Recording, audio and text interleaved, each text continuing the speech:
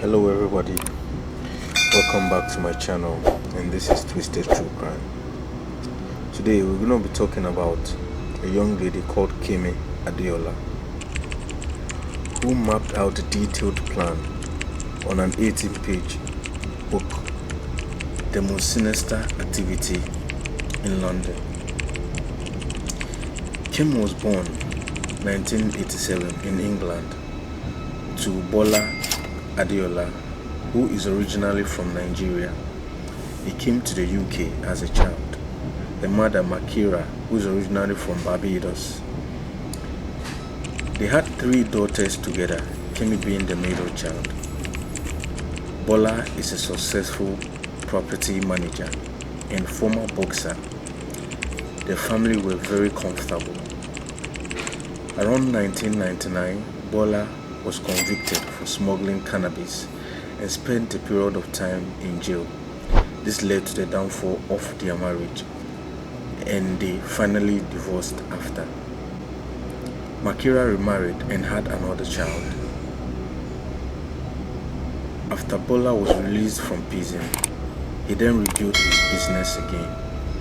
Kemi lived with her mother in various locations throughout England, where the mother restricted the children from getting in contact with their father, so their father also decided not to give Makira money for upkeep of the children. Makira often moved from one place to another because of failure of payment of rent. Around February 2002, the family finally moved to a neighborhood in London where there was a lot of Jewish people living there. Their neighbor was one elderly couple called Anna Mandel and Leonard Mandel. They have been married for 54 years. Anna and Leonard had a son and a daughter. It was said that Miss Anne was a generous woman. Even at a point in time when Kemi was locked outside their home, Miss Anne allowed Kemi into her home and treated her well. At this time, Kemi was a troubled young girl. She often played loud music, walked naked in the neighborhood, and cursed people. At this point, Kemi was a school dropout. She engaged in criminal activities. At a point in time, she was caught shoplifting. Around 2003, June to be specific, Kemi was caught shoplifting, and she spent some time in Young Offenders Institute. October 2004 came by, and there was a routine inspection in the prison cell.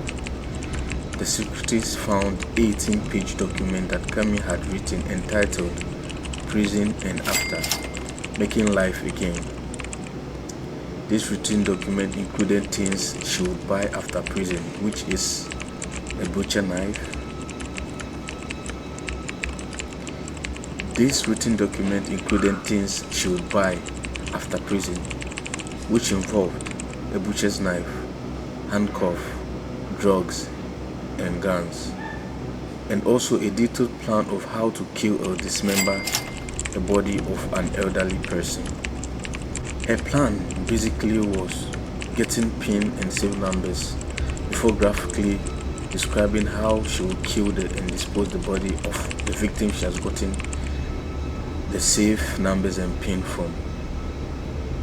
When Kemi was confronted about this document, she claimed the document was part of a draft of a novel that she plans to write. After prison psychiatric finished examining her, they concluded that Kemi can't do any of this in real life, and that it's just a fantasy. Also, in her past, she had never done any of these things before or committed any of this crime. She was only caught for shoplifting. After her release, Kemi was monitored for 3 months. Then the prison service decided that she was not a threat and further monitoring was not necessarily conducted on her. 14 March 2005, she went back to her old neighborhood in London, where the Jewish people populated that area. Leonard had gone out to purchase tickets for an oncoming trip to Israel for both him and her wife, Miss Anne Mandel. Anne was not well that day, so she stayed at home and waited that her husband go and come back on time. Nodad left home 9 a.m. He got delayed at the ticket travel agent, so he got home at 11:30 a.m.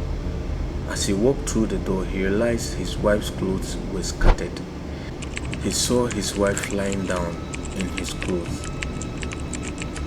He saw his wife lying down in her clothes.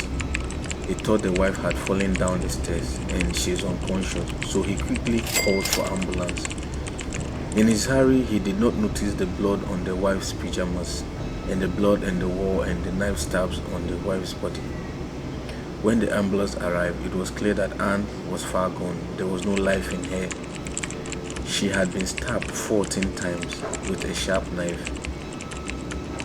There was no sign of forced entry, so it was assumed that Anne knew the killer and she was comfortable enough to open the door for the killer. Anne was then rushed to the hospital for an autopsy to be conducted on her. When the autopsy was done, they found another blood on Anne's body,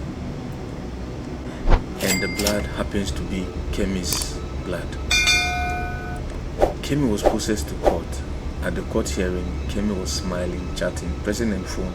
She showed no remorse, no empathy of what had happened. Kemi defense said she met Anne and helped Anne across the road, and by that, Anne mistakenly scratched her. That is why her DNA was found on Anne. The jury found Kemi guilty of the charges because she did not provide an alibi on the day Miss Anne was murdered. To make matters worse, her DNA was found on Anne, and Kemi wasn't showing any remorse that particular day when she was at court. Kemi's father stated, "Nobody is born evil, but what she did was evil. She is no longer my daughter.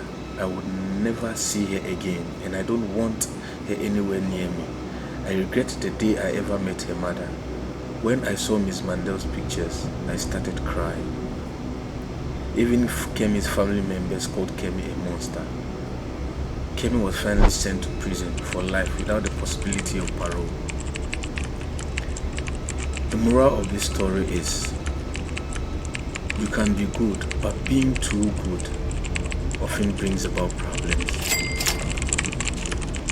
Miss Anne Mandel could have avoided this problem if she hadn't been this generous and kind person.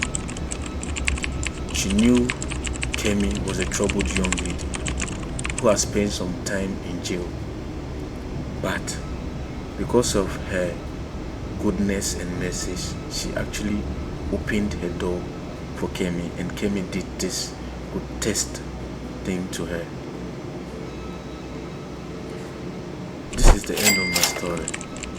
Catch you next time. Do please like, share and subscribe to my channel. I'll be bringing you more daily doses of these happenings all around the world. Thank you very much. Bye.